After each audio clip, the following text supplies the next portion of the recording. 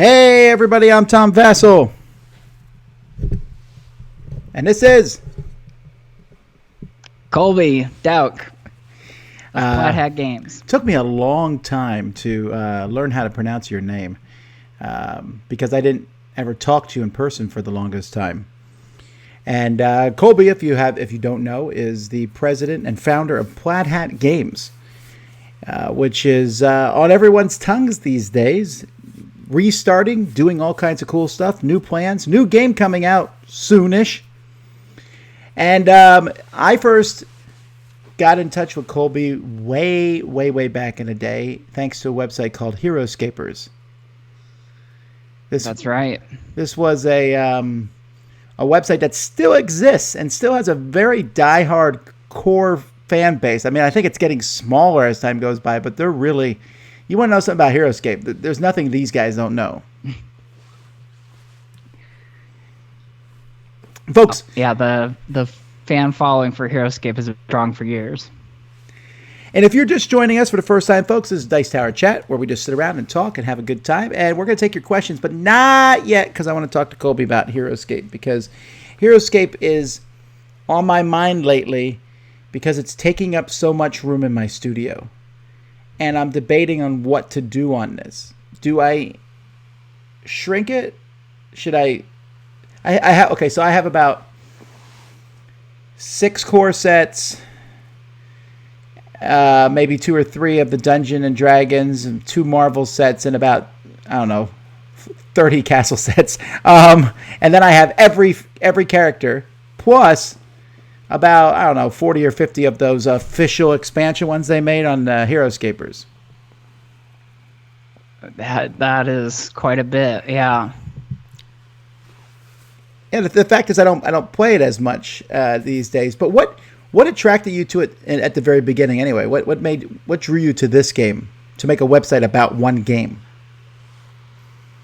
Well, I didn't grow up around any Magic the Gathering players or Dungeons & Dragons. There was no game club at our high school, so I didn't really know anything about gaming. And I had watched the Lord of the Rings, and then through like being in my bookstore looking for more Lord of the Rings stuff, I found a Lord of the Rings role-playing game, kind of taught myself that. And then as that kind of started to die off years later, when people were losing interest, that was the time that Heroscape was being advertised on television. And really, there's a Heroscape commercial? There was Heroscape commercials. Yeah, I think it was Cartoon Network or something like that.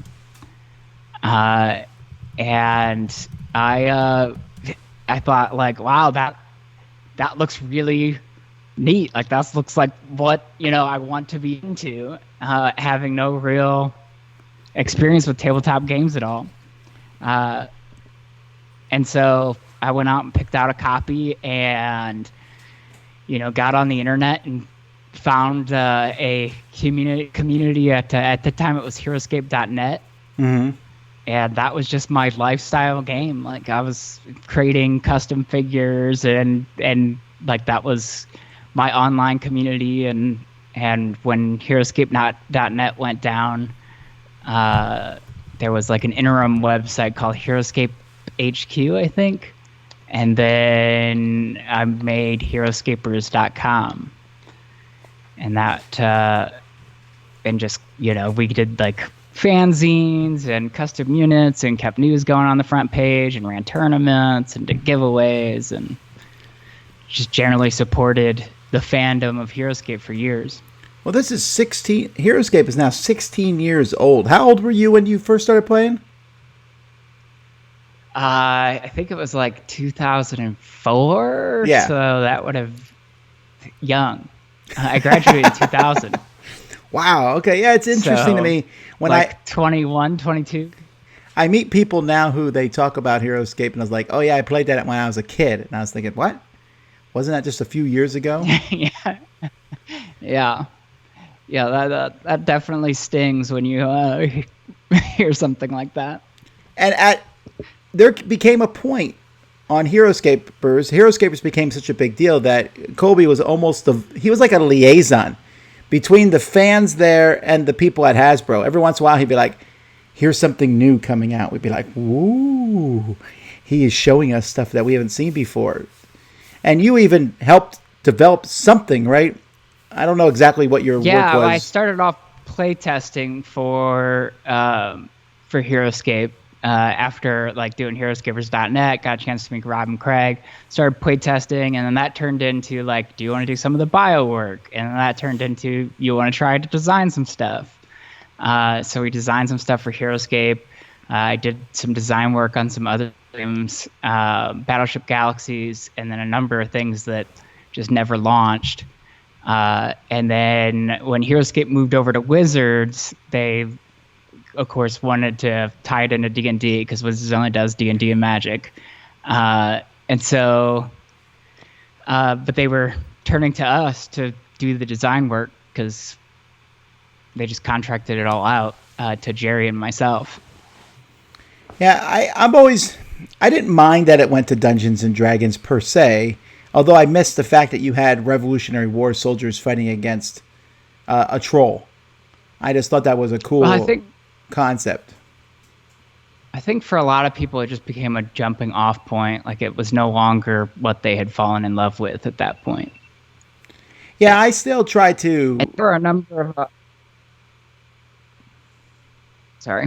number of other things that they had like changed the base size, and then they started to use like Dungeons and Dragons miniatures that weren't the same kind of style, and they were like old miniatures that they were just reusing.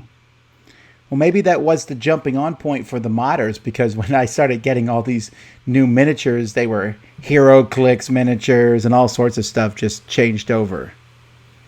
Oh no, we were modding from day one. Like all that we have is the master set. Wave 1 hadn't even hit yet, so like we were dying for content. So modding, yeah, in the early days was Mage Knight. That was what else was available for pre-painted figures.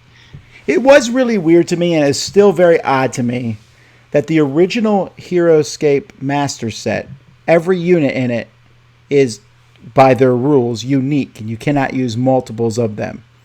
And yet, they apparently wanted you to buy more than one of the set. I always thought that was odd. Well, I think the idea was that you didn't have to buy more than one of the set, but I think that was a mistake. Like, they hadn't considered the fact that we were going to want just a ton of terrain. Had they, then I think they would have made the squads in their common. Well, the terrain is the big deal here, folks, because the terrain is what has kept Heroscape, in my opinion, and from what I've been told from people, the terrain is just really expensive. It's a lot of plastic, and it's hard to get a company to put that much money into the terrain. The miniatures are one thing, but the terrain's even more so. It was also the pre-painted. You had to do Hasbro numbers of print runs to make pre-painting work fiscally. I don't know that I would have been interested in Heroscape, though, had the stuff not been painted. Yeah, it was a big part of the draw. So how much of this custom stuff do you have now still?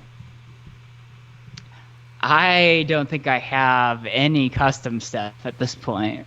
I mean, I think I have probably a big old tub of Mage Knight figures and stuff like that where I could print back off custom stuff, but at some point I stopped trying to preserve all the custom stuff. I have this and that thing like that somebody made me as a gift.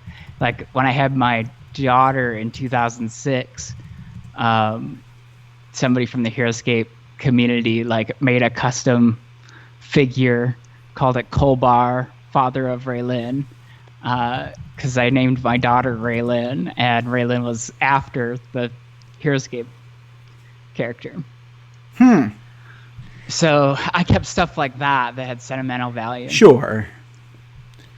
Well, at some point along the line, I believe I was a guest on a podcast you were doing for Heroscape at that time, which was actually good for the Dice Tower, because a lot of these people who had never heard of the Dice Tower learned about it by listening to this podcast, because people who played Heroscape tended to play Heroscape. And that was about the extent of it. And I was always checking Heroscapers.com, and at some point, somebody said, "Hey, there's this guy who runs the website. He's making a quote unquote card game version of Heroscape," and I thought, "Who cares? I don't care about a card game version of Heroscape. Heroscape's a board game. It's miniatures. It has terrain. I don't care if it's a card game." But then I think Colby emailed me. Let me see if I could find this email that he sent me. You still have the email? I keep this stuff. No, I actually don't believe I have. It might be too far back. Now, he just says, "Hey, Tom, I want to thank you for your kind words towards Summoner Wars. The game is definitely gaining momentum, and I believe your endorsement played a part in that." That's about the last email I have. And then you said, "I hope we can meet at Origins," which we did. This was 2010. So he sent me this, and it came in, and I opened the board, and the board was this paper mat, and I was like, "Oh, I hate these stupid paper mats." And then I played the game, and it just grabbed me. It was just so much fun. And I, of course, gave it a glowing review because I really liked it.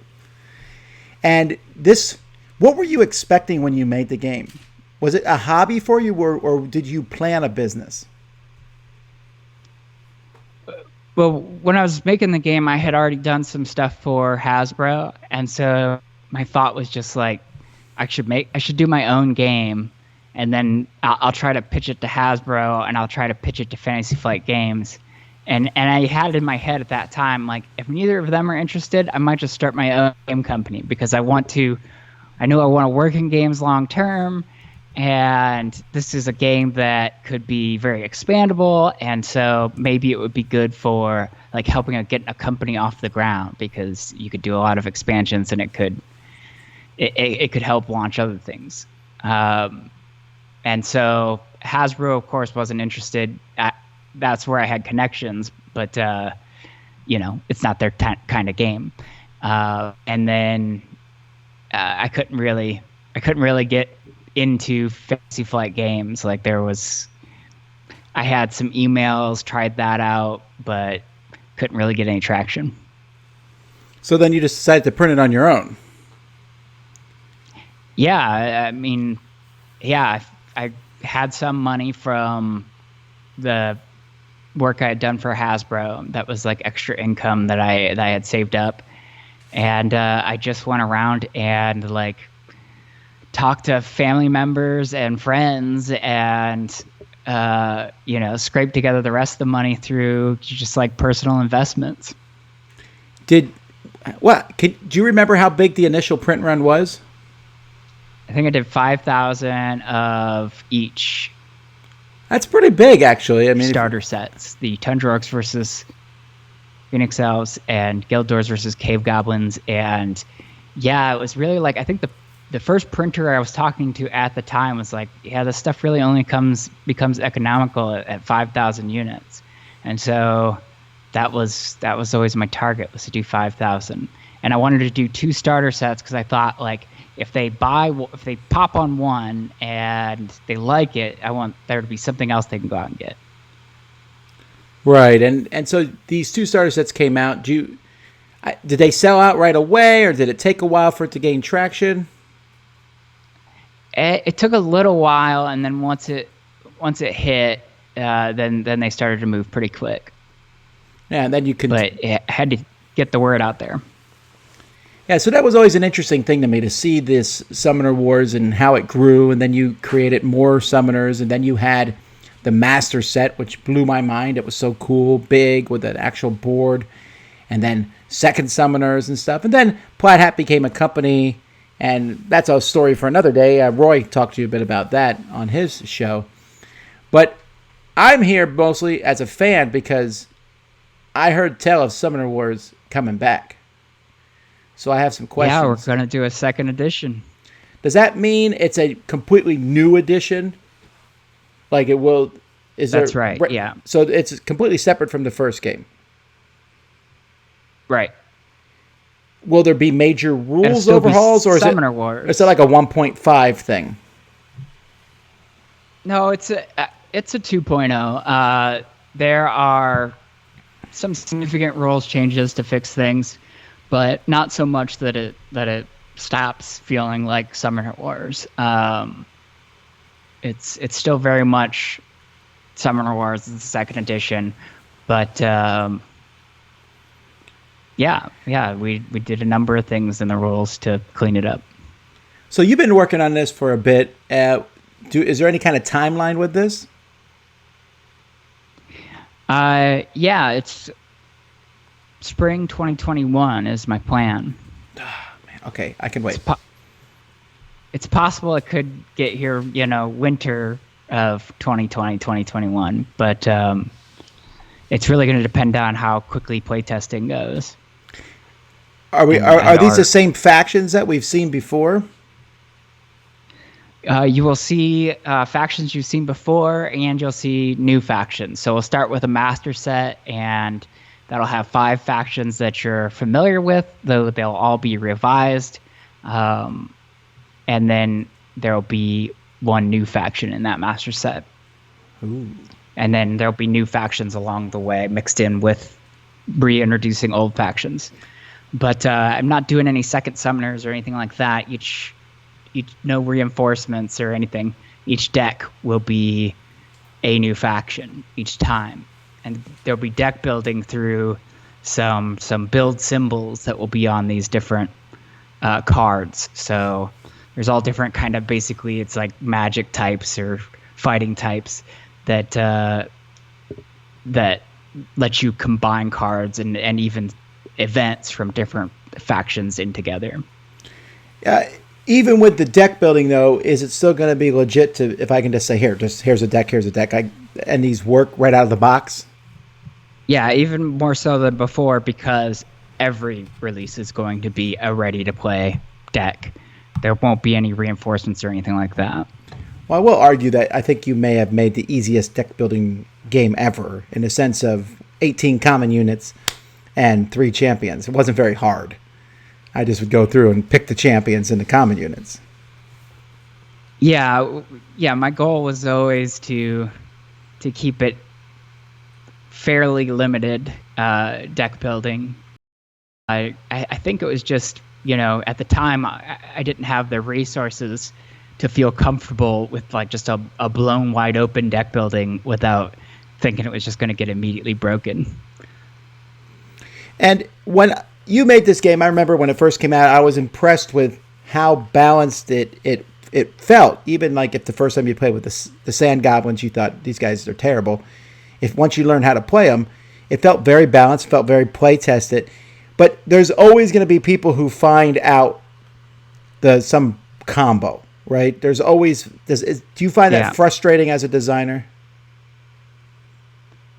Yeah, it can definitely be frustrating. I mean, because you want it to stay a really healthy environment, but have very little experience at the time, so we were just kind of flying by the seat of our pants, doing the best we could. Sure. But it did become a problem with Summoner Wars. Like when we released the Mercenary faction, there were a couple of mercenary units that, in trying to balance that faction deck with everything else, we couldn't put a price premium on the mercenaries as much as we had previous to that. And so there were a couple of mercenaries that just became good to have in every deck. I'm trying to figure out what those are. Is it the folks who can attack diagonally? Because I like them a lot. No, I know it's in the mercenary deck. It was one of the champions. I think his name was Echo, if I'm remembering correctly. Something like that. He was just really good at taking down walls. And in high-level play, there was a lot of defensive posturing. There wasn't enough like inevitability to force a player to act, which is another thing that we solved. Well, I think it's very clear that I've never been a high-level player because I've never been defensive. No, neither have I. Yeah, which is why we didn't run into these problems in playtesting at all. And they still don't bother me when I play the game. But for like the really competitive players, is there a point where you just don't care? Is there a point where you can stop caring about uber competitive players?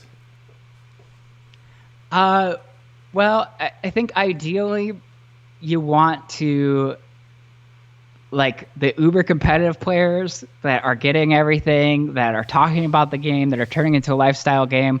Like I think that is one of the things that these kinds of games are built on. That's one of the kind of player, and especially when like the app released and like the top players would find each other through that.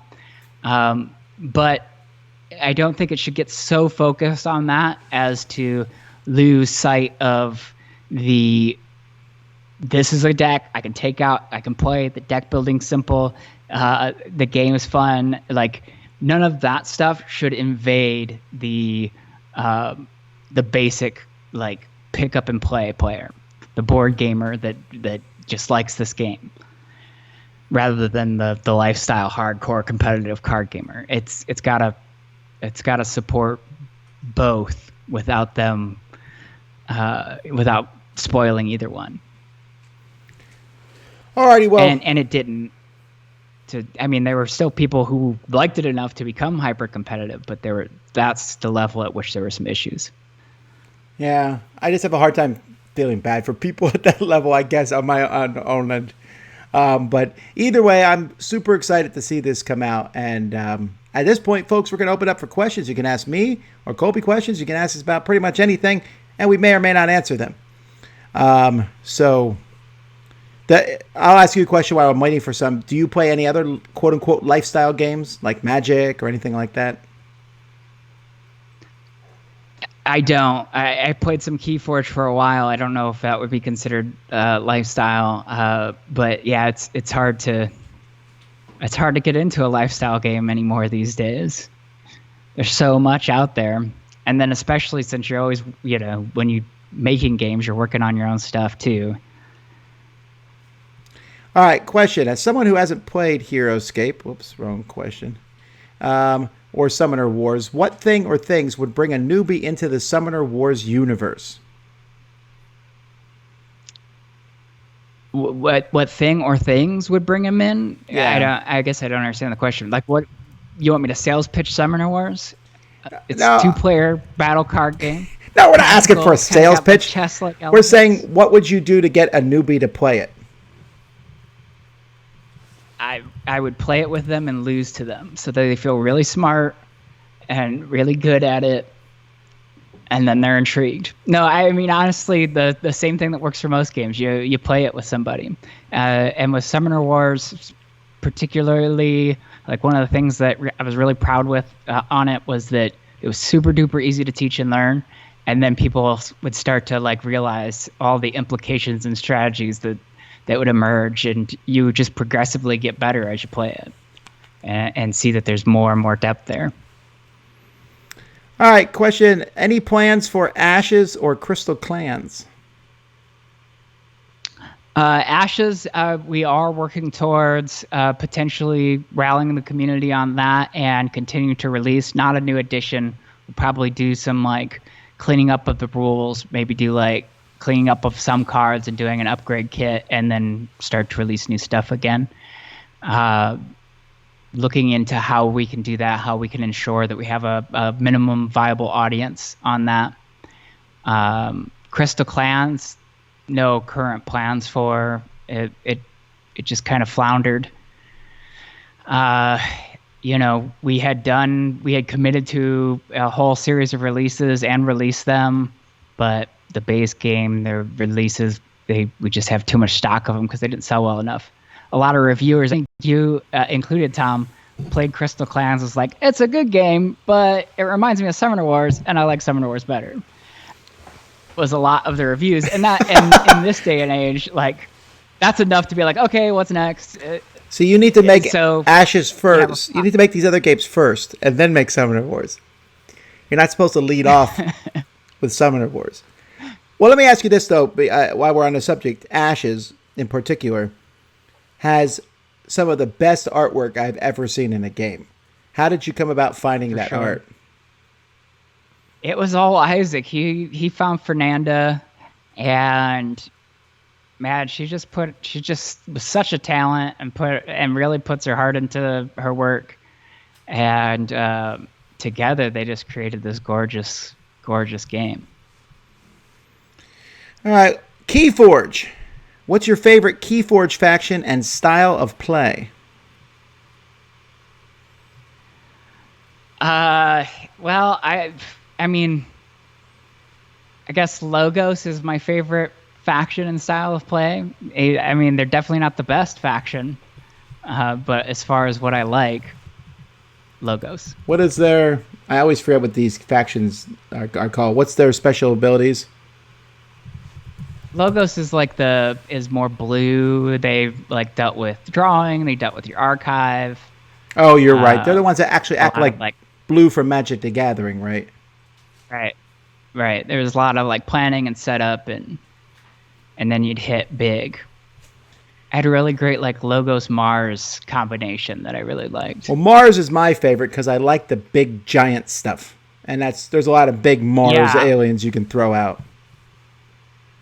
Yeah, and I had and then there was like a couple of big, like for every one of a Mars is in your hand, you got to do something, and then Logos with their archiving. So I had this deck that would like archive a bunch of Mars stuff, pull it all out at once, and have a gigantic hand, and then drop those things to just devastate. So maybe that's why I like that faction, is because I just happened to pull a good deck for them. Yeah, I think so. The idea of unique is a very intriguing one. Every once in a while, I'll catch myself. I'll be playing KeyForge, and I'm like, "Oh, this is a cool combo. Man, I should add this card to this deck." And then, oh, that's right.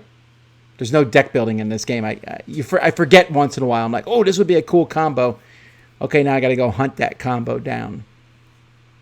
Yeah, I think it really helped with the discovery element and like new stuff, and so I think that's why it was like wildfire when it first started. But without the meta game, any kind of meta game, I think maybe it's having trouble having a lifestyle type gamers stick with it. Yeah, I think maybe at the end it's just a casual game, fun one, but maybe.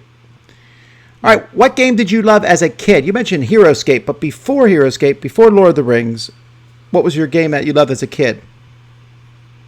Well, I wasn't into.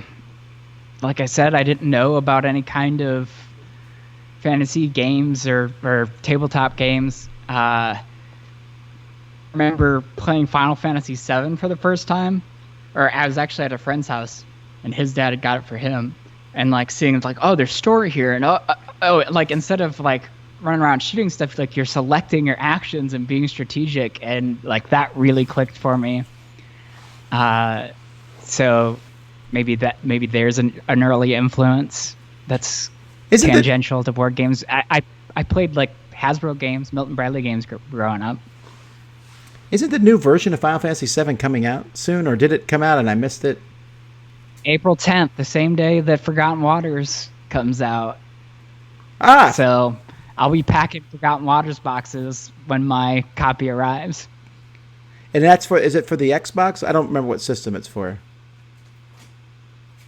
I know they have it on PlayStation. I don't know if they have it on multiple systems. I have a PlayStation, and that's what I got it pre-ordered for. I am not buying a PlayStation just to get this game, but it's tempting because Final Fantasy VII... Did you play it back in the day?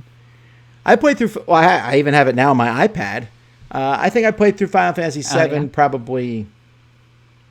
I don't know if I played it 10 times, but it's close.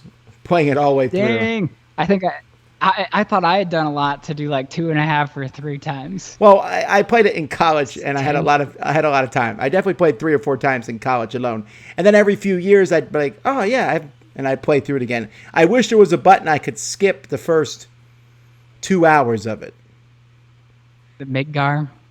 Yeah, I mean Midgar's okay, but the whole part where you're running around and dressing up and getting all the clothes you need. I could skip that whole boring section. The little collection thing. What was that called? The cross-dressing section where you're like in what was supposed to be like a strip club type. Yeah, thing. It was just a really weird section. It's like that. But it wasn't even that. It was just that it had nothing to do with the rest of the game. It was like, go here, get this. Go here, get this. Go now here. And I was like, I just want to fight stuff and level up. There's a lot of setup and story in that first part too that like once you've played it once is I imagine kind of grindy. Yeah. Well, so you've definitely beat Ruby and Emerald weapon though. If you played it 10 times, right? I did. I've beaten them a couple ways. Usually it's really easy to beat them with the Knights of the Round Table once you get that and just wail on them. And then once I beat Knights one of the them Round and Mimic with the 777 thing, if your health's exactly 7,777, you can nail for I think it's 11 hits of that or something. I don't know. Yes, but I just like the mana system in that. It's one of my favorite where you combine stuff. All right, we're getting caught up in this. Sorry. All right, favorite pizza or pizza chain. I guess he says Papa John's, Pizza Hut, or any other. We have a pizza chain here called I Fratelli that I really like. It's an I and then Fratelli. All right, well, I'll have got a great thin crust. So. All right, so jump me up. For me, my favorite chain is probably Pizza Hut because I like the cheese and the crust, but I usually try to get it from a pizzeria if I can. Colby says, Joe, do you think adding miniatures to Summoner Wars would enhance the game at all? Not really. One of the key ideas of the game was you can have a whole army for $10, like a whole thematic army in a battlefield army type game. So to add miniatures, really you just be setting them on top of the card, and the card would still be acting as the thing. Otherwise, you're going to have some kind of coding system that this miniature goes with this card, and I think a game can be miniatures. It makes less sense that the cards are a deck or cards, but it can't really be both. Yeah, one of them becomes kind of obsolete at that point. Darren says, Tom. They did it for Heroscape, Magic the Gathering Heroscape combo thing that they did back in the. Did you play that? But I think I only played it twice, and I'm the biggest Heroscape fan there is. So I was super excited about that game, and it was really bothersome to me to see that they didn't come out with any expansions immediately. There was, again, they made the same mistake where all the figures in it were unique, and they eventually came out with a small expansion almost a year later, and then another small expansion. That was it. It was a depressing release for me. But we now have other games in this genre, and I'm curious what you think of them. So we have Unmatched, and we have Funkoverse. Those are a little Heroscapey. I haven't played Funkoverse yet. I have played Unmatched. That was very epic duels to me. I think that was the inspiration there. I enjoyed that. Yeah, Epic Duels was really fun back in the day. I especially like the Transformers version that no one else has ever played. Yeah. Did I play that with you? Maybe. Or I just told you about it? I definitely hunted it down as soon as I found out about it because. Yeah. The Transform. Yeah, right. Okay. Sorry, I worked on some Epic Duel stuff for Hasbro, and for some reason it got in my head that Transformers was one of them. No, Transformers was released. I worked on a couple other properties that never released. That must be frustrating to work on something and then it never sees the light of day, and here you are talking about it 14 years later or whatever, and it's.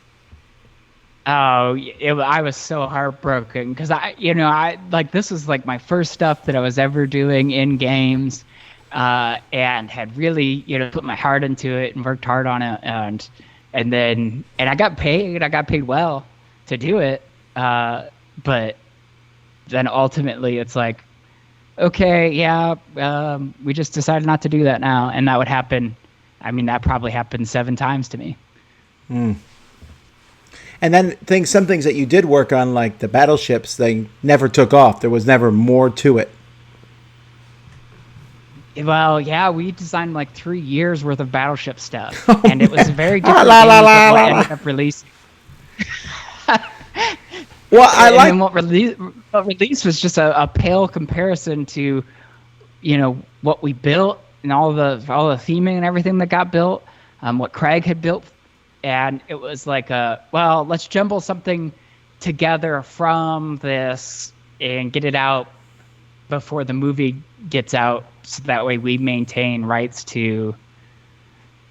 I don't remember. It was like a rights thing where they wanted to be able to say that they held rights to the stuff that they developed for that, and if there was nothing released, but the movie was released, then they thought they'd be in less of a good rights position. I don't know. That's like ultimate. I probably shouldn't even be talking about that, but that's what it ultimately came I remember down to. when it came out, I played it at Origins for the first time, and Colby kept standing like 15 feet away from the table, side-eyeing us to see if we liked it or not. And he's like, "What do you think of it?" And I was like, well, "It was good, but it needs more stuff." And then he just sighed and melted away. Because we had so much stuff that was so good. It was going to be like a legit, really good tactical game.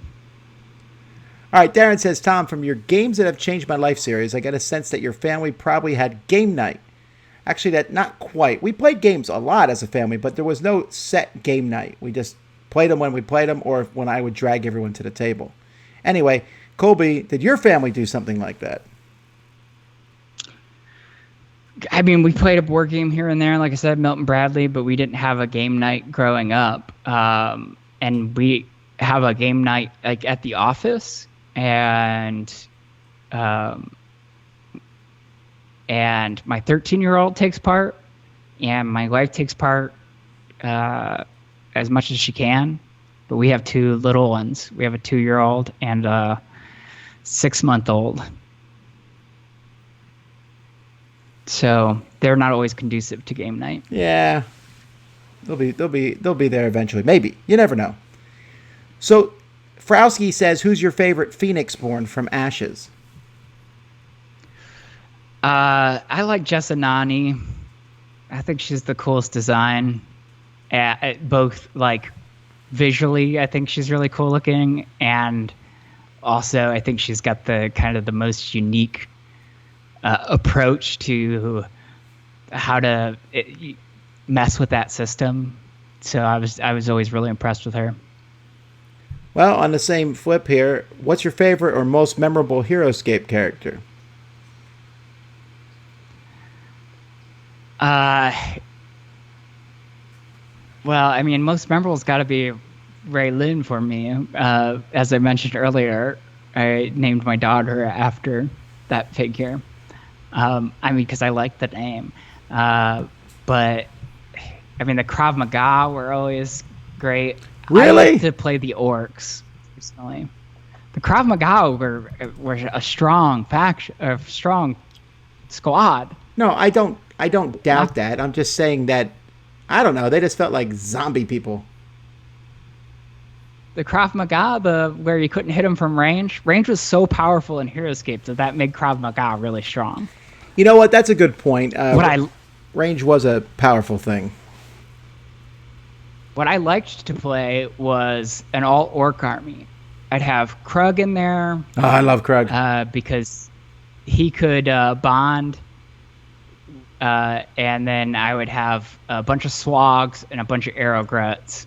That was my... I would like to play against that army, and I would bring Legolas. That's not his name. Silverin. We always call him Legolas. The guy who can shoot twice. I think his range is 9. You're the guy that was definitely, inspired by Legolas. No. There's nothing to say that. Well, no, it came out when, I remember Craig being like, when he would talk about like when he's first having the idea for Heroscape. It was like, well, what movies are popular right now? And let's get characters from all those movies together and they fight a big battle. And so obviously he was Legolas. Well, yeah. And obviously Blade was in the movie and some people from Orpheus. Saving Private Ryan. So. Yeah. Alrighty. All the action was, I think, one of the inspirations for how it should feel. Colby, are there any games you enjoy playing that would make Tom cringe to know about? Why would I worry about what he's playing? I don't think so. I think we have pretty similar tastes, Tom and I. Pretty close. I like to play Euro games, but like my thing with Euro games is I'll play them and I'll be engaged the whole time, but they they never read as fun or memorable to me. Like there's no like memorable, exciting moments. There's like I can't say like, oh, what I was doing there was having fun. What I was doing there was engaging to my brain. It was satisfactory. It didn't feel fun. And I know you play Euro games, but they're not like your first go-to. Well, I don't know. I'm kind of swinging on that these days. I like. Oh yeah, what are you into? Well, I like a lot of these big Uwe Rosenberg games and things like that. The thing about Ameritrash games, in a sense, for me, that's wearing on me is I'm tired of flipping through a 40 to 50 page rule book. That's why I don't mind Summoner Wars and games like that, because you only need to know a few rules to play the game. Everything else is on the cards. And it's a quick, simple game. And I tend to like that more. Even the Heroscape, I still think it's hilarious that Heroscape had basic rules. Right? I think I played with them one time. Yeah, they were just so simple that even the advanced rules, they were just easy to remember. I'm the same way, where I don't like a big rule book, and but I think that's what the Ameritrash gamers want, because we did Neon Gods and we did Starship Samurai, and neither of those caught either, and they were both like had some Euro type things, but very much in their theme, but very light rule books, and like that's one of the things that Neon Gods what disappointed in, because it had some City of Remnants type stuff in there, but the City of Remnants was like lots of rules and really crunchy, and people just wanted that. They wanted a better that. So yeah, I'm there with you. I don't think I've ever played Neon Gods. Well, I shouldn't say I don't think. I know I'd never played this one. You said this is based on City of Remnants. When did this come out? See, yeah, that was one of the problems too, was like we didn't have our own in-house marketing team, so like stuff they didn't send out stuff to some of the biggest reviewers, and yeah, it came out in that dark period of not hearing much from Plaid Hat. We were still producing titles that just weren't being talked about. It would have been 2018, 2017.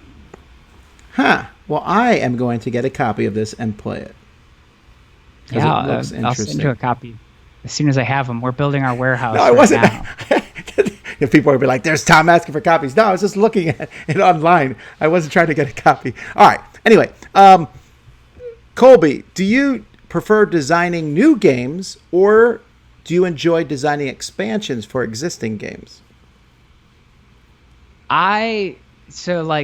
Summoner Wars is very much me leveraging what I liked to do, which was work on Heroscape, or what I had gotten good at doing. So, and I still think I like that, like a system and then just coming up with ways to do something that's both thematic and interesting within that system.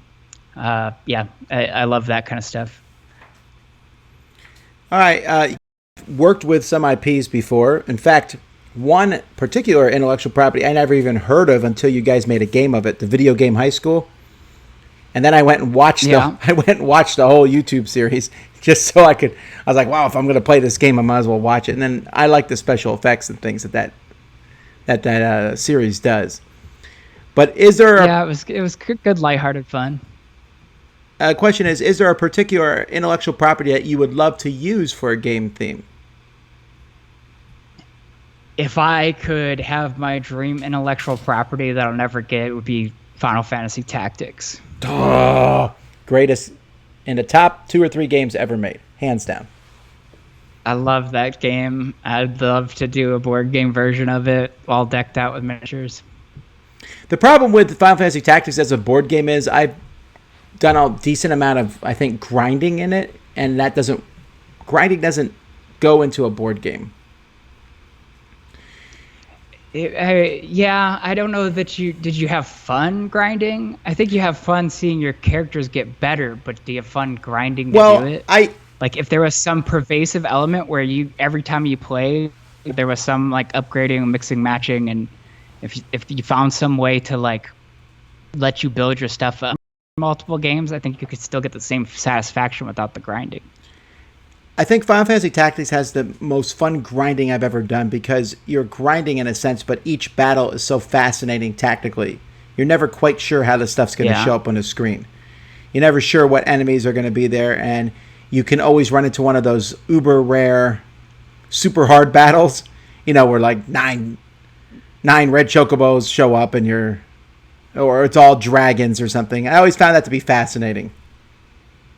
Yeah, it was just a good game. Yeah, so you say grinding. I guess I think unfun just to get the levels, but yeah, it was a good tactical board game, but as a video game, and but I think there was also that side of like having your characters like level up and messing with those options was another thing that was really addictive about that process.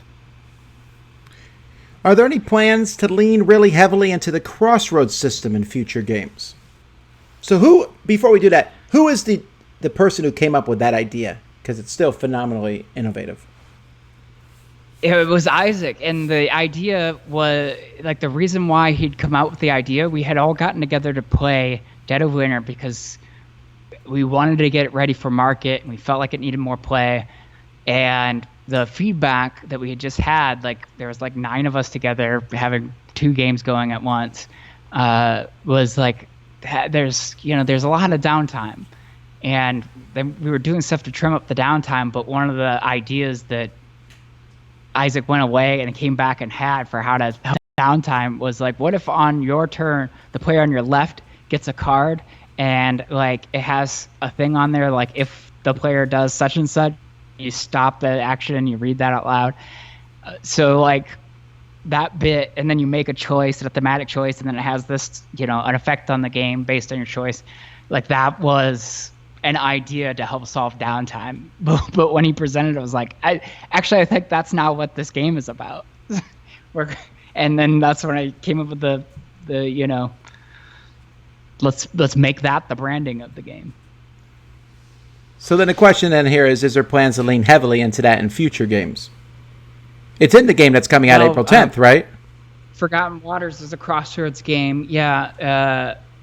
And I think we do a number of things that takes the idea of Crossroads and innovates on it, on how they're presented and how you can pack a lot of story into a game without getting the price up to what it was with Gen 7. And so, yeah, I probably will see how the market reacts to Forgotten Waters. I think it's really great. I think it's really something special. I think that I've got kind of the same feelings as when I released Dead of Winter. So I think that it'll do really well, and then resultingly, we will want to do more with it. But kind of back to the original vision instead of, I'm still waiting. Of like doing a bunch of Forgotten Waters expansions, I want to do Crossroads stuff. I'm still waiting for the dynamic Crossroads, where it's on the iPad and the cards can change from day to day because you woke up and you decide to take a card out of the deck and put another card in, and we'll never know. Forgotten Waters does use a web app that you use with any device, including your iPad, and it does just that. When you're playing it, if you've already seen a piece of content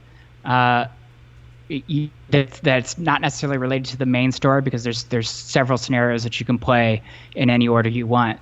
But if you're just out in the world exploring and you come across something, if it's delivered you a piece of content, it knows, and it's stored it on that memory of your machine, and then it delivers you a different piece of content instead.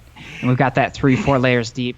As the game grows, we can add in more layers to that, and so there'll be plenty of people who see stuff that other people that almost nobody else has seen, and we'll be able to add more scenarios and add more content like that to keep the game fresh for people. I am very much looking forward to this. When is April 10th? That's like not too far away. Like 15 days away. What's the today? The 25th? Yeah, it's like 2 weeks. 26. You're right. Oh, here I'm already pre-packing boxes, waiting for the games to arrive so I can pack them, start shipping them off to people. You among them. Yes. One of these. And I know you didn't ask for it. No, I would have asked for that one. All right, Shreddist here says Starship Samurai is the greatest game ever. So you have at least one person, and I really liked it. I was disappointed that like you that didn't take off more, but it still gets checked out of our library at each convention.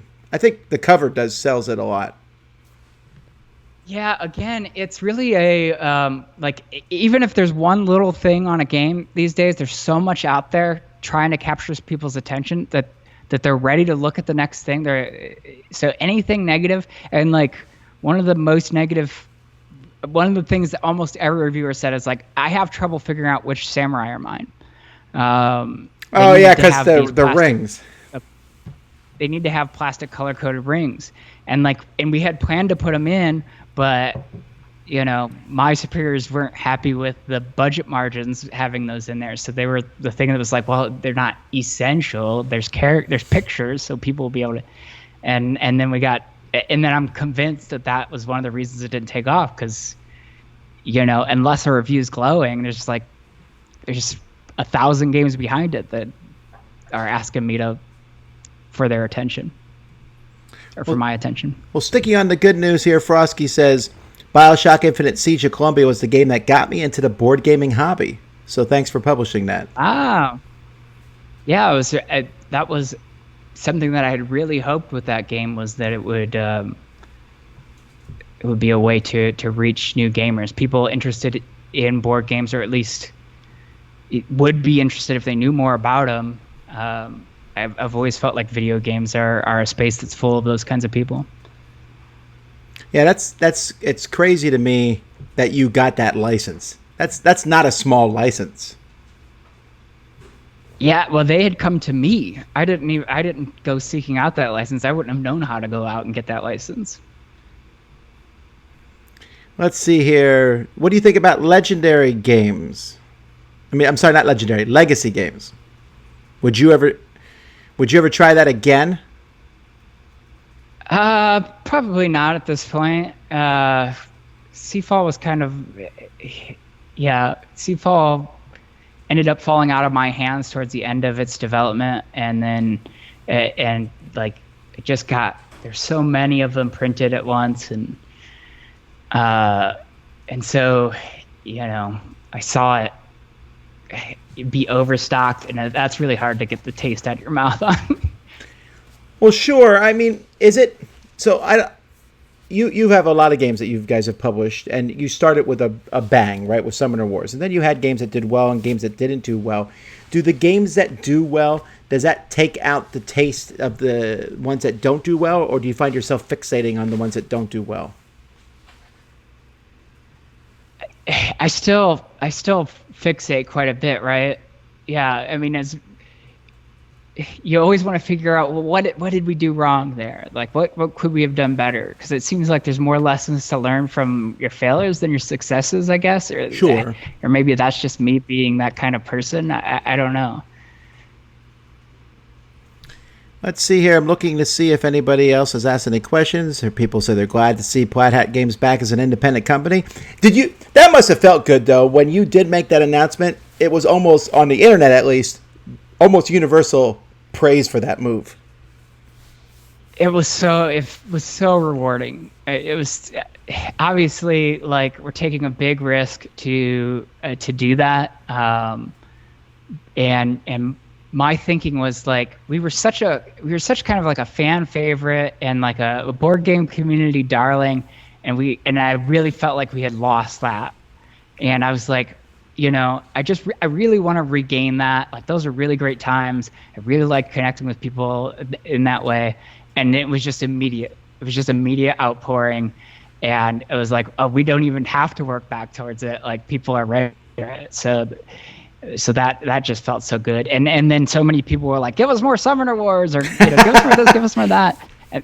And that was part of what, made me say, well, maybe it is time for a second edition of Summoner Wars. Well, I feel like... And just because there's such a circular nature of, like, it's one of the first games we'll be releasing as a new company. It was the first game we released starting a company. So, it just felt right. It is interesting. I'm looking forward to seeing the final product for that and to do the inevitable comparisons and what's changed and what's better and what's different. It's going to be an interesting time. I don't think that you'll have any negative comparisons to make, but we'll see. I'll be able to show it to you before very long. We're building an online tool for play testing where we can play test it online. That's really simple to use and generate data for us. Speaking of that, I'll be able to give you a sneak peek. Talking about the online thing, you were one of the first really good apps that came out for Summoner Wars. When Summoner Wars came out on app, there was not that many good board games that were available at the time. Yeah, it was like Ascension and then us. Right. And that was a pretty big deal because it's even more than Ascension, your app was against other players. Right, so it wasn't just. I mean, Ascension, you could just sit there and play the computer all day long, and playing another player isn't really. It's deck building, but you're not really affecting the other players. I think that's what made Ascension more successful as an app long term, because I think it's more satisfactory to play those apps against other players, but I think typically players don't. Most players don't. And the Summoner Wars, the AI on that app was never really up to snuff. Well, that's a hard thing to do, right? It's too hard. And very, very hard thing to do, yeah. But I still think the company did a really good job at getting that out there. And it did bring you some exposure. Do you think the sales, that app helped sales of the physical copy? Could you see a correlation? I couldn't tell. It's very possible that it did and extended the life of Summoner Wars, but it wasn't something that I could data mine and tell on my end. Is it something that you would step into waters again with? Yeah. I mean, this thing that we're developing for online play now, for play testing, I think that potentially we could keep working at that and then and have something that is full, usable, enforces the rules, like solid, play each other online on any device, the thing. Alrighty, folks. Well, we're going to kind of wrap it up here before we go. I know there's a lot of questions about the different products and things. Some of the products are out of Colby's hands now because they're with Asmodee. And although someone did mention here the Mice and Mystics Halloween mask still a thing, Colby does have the there's Summoner Wars mask too. This is something I'm very proud of. It's like the mask guy's like, "Can you hook me up with people in the industry?" I was like, "Definitely, I'll find you people." I have a Sprig mask. I think it's Sprig, right? The guy with the eye patch. Frick. Sorry. Frick is the one with the eye patch. I love that I have a Summoner's Wars mask, and nobody outside of board gaming will ever know what that means. Yeah, those masks still sell occasionally. Like, I still occasionally get a royalty check, and I'm convinced it's not like somebody's like, "Oh, a Summoner Wars mask, that's what I need." I'm convinced it's like, "Oh, a cool goblin with an eye patch, that's what I need." I just like the idea of it. Alrighty. Well, so again, you have the game coming out. Oh yeah, here it is. Summoner Wars mask. I love this mask. It's one of my favorite masks I have. The other day, I had my 2-year-old at game night, and Jerry put on the Mice and Mystics mask and peeked around the corner. And that child has never been more afraid in her life. She had nightmares for a long time after that. He wasn't trying to scare her. He was just trying to be funny and like fun. But it was a total like when you see those kids see the Easter Bunny for the first time. All right, so those internet memes. So you have a game coming out April 10th. What's the name of the game again for everybody? Forgotten Waters. It's a crossroads game. It's by Isaac Vega. He's the guy who did Dead of Winter, Ashes. And it's a hoot. I'm going to put it here on the screen, folks, so you can see it. There you go. Forgotten Waters. It's Pirates, and it has the crossroads system. That should be all you need to know, everybody. You should get it. Check it out. And you can get it at you can pre-order it now. It's at preorder.fwcrossroads.com, or you can go to plaidhatgames.com and find it that way. Yep, and that's where I'm showing people right now. Alrighty, well, thanks, Colby, for coming on the show. Thank you, everybody, for watching our nightly chats. We'll have another chat tomorrow night. Also, tomorrow at 2 o'clock, me and Richard Ham, Rado, will be squaring off once again. Who will win this time? I don't even know if anyone won last time, but there's all that. And also, if you want to see games we hate, you can go look at 10 different Plaid Hat. No, it's not any Plaid. Oh, no. I don't think any of mine were Plaid Hat. So, anyway, thank you, Colby, for coming on the show. And thank you all for watching. We'll see you next time. Thanks, everybody. Thank you.